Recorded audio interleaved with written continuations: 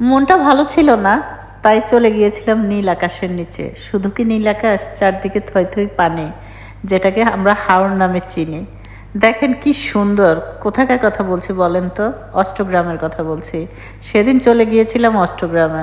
অসাধারণ সব দৃশ্য আমি কখনো এরকম দেখিনি। আমি বঙ্গোপসাগর গিয়েছি, আমি কক্সবাজার গিয়েছি, সেন্ট মার্টিন গিয়েছি, অসাধারণ সব। কিন্তু হাওড়ের পানি হচ্ছে চারদিকে থই থই পানি, মাঝখানে মানুষের বাড়িঘর। এই এক অসাধারণ দৃশ্য। জানি না, আমার কাছে তো অসাধারণ লেগেছে, কিন্তু ওখানে যারা বাস করে তাদের কাছে কেমন লেগেছে। এটা হচ্ছে অষ্টগ্রামের সেই বিখ্যাত রাস্তা, যেখানে বাইক আর অটোরিকশা ছাড়া কিছুই চলে না। আমি যাওয়ার আগে ভাবতাম কোনো না কোনো একটা রাস্তা তো আছে যেখানে আমরা গাড়ি নিয়ে যেতে পারবো। অবশ্য কখনো ওখানে আমি গাড়ি চলতে দেখিনি। অসাধারণ লাগছিল। দুই পাশ দেখেন রাস্তাটা কত সুন্দর। দুই পাশে হচ্ছে পানি আর পানি থই থই করছে। সে রাস্তার মধ্যে এক পাশে আবার অনেকে শুটকি শুকাচ্ছে, সেটাও আমরা দেখে নিলাম। তারপর হচ্ছে মাঝে মাঝে যখন বাড়িঘর দেখা যায়, যে শুটকিগুলো দেখা যাচ্ছে, কেউ কিন্তু নেই। একটা পাখিও নেই যে শুটকি খাবে, রাস্তার মধ্যে দিয়ে রেখেছে। আর সেই নীলাকাশ, চারদিকে পানি থই থই করছে। আমরা অষ্টগ্রামে এসেছি হচ্ছে আমরা ট্রলারে করে। আমরা যখন ওখানে নেমেছি, নিকলি যেটা, নেমে গাড়ি রেখে আমরা ট্রলার পার হয়ে 2.5 ঘন্টার রাস্তা। আমি এটা জানতাম না।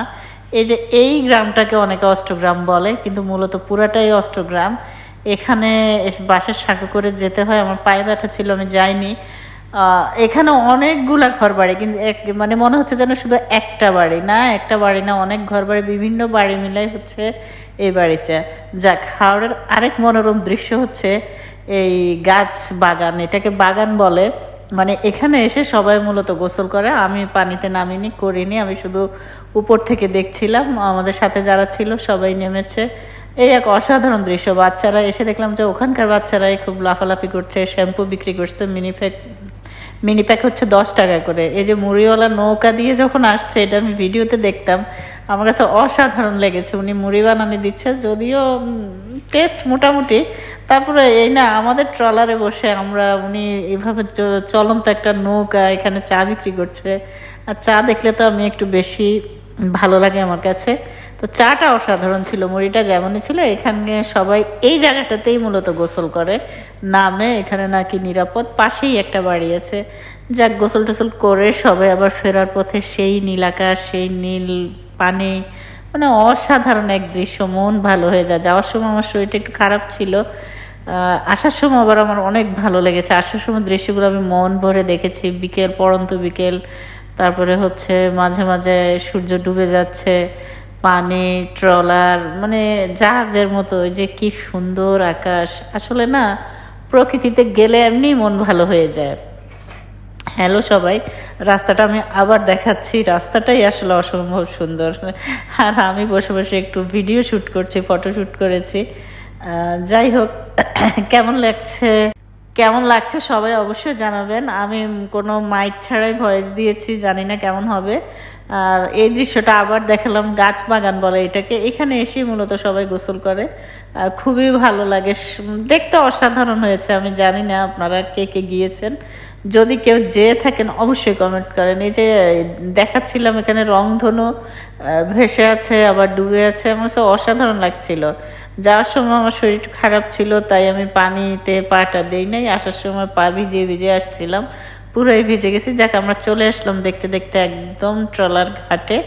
এটা কিন্তু যেতে প্রায় 2.25 ঘন্টা 2.5 ঘন্টা লাগে, অষ্টগ্রাম যেটা।